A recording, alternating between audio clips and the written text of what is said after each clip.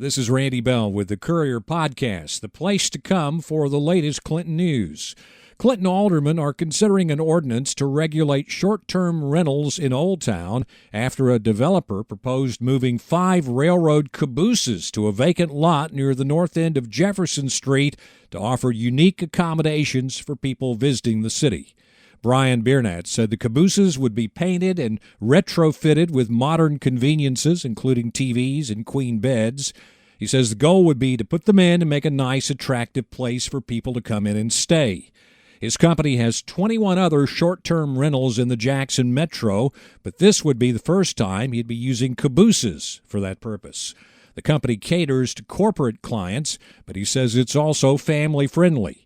His Clinton development, called Project Tyco, is aimed at filling a void in the city's short-term rental market. He envisions people staying in one of his cabooses for anywhere from 4 days to a month, maybe longer.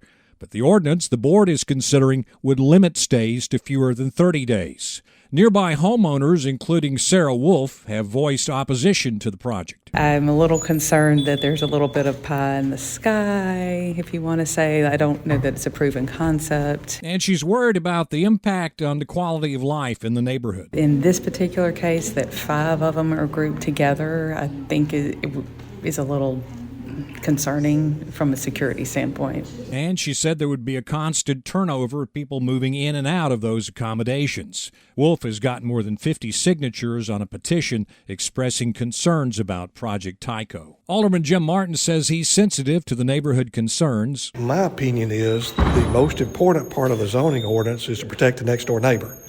So I'm not going to vote in favor of anything that I would not want to be next door to me.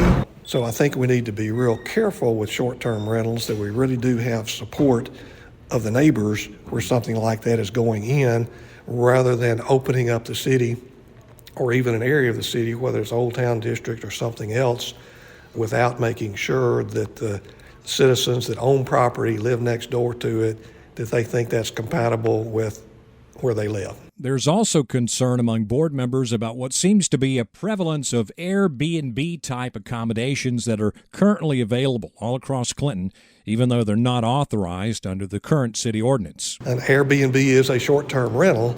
There are some folks that are getting away with that.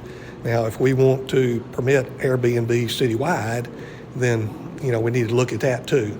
What's being proposed now is just short-term rentals in the Old Town District. Alderwoman Ricky Garrett said it's hard to determine the location of those Airbnb offerings in Clinton. When you look on an Airbnb site, it doesn't tell you the address of the property, so unless you just know that particular house, you'd have to really go looking for it. The board examined the proposed ordinance at its work session on May 16th and suggested a number of changes. This is Randy Bell.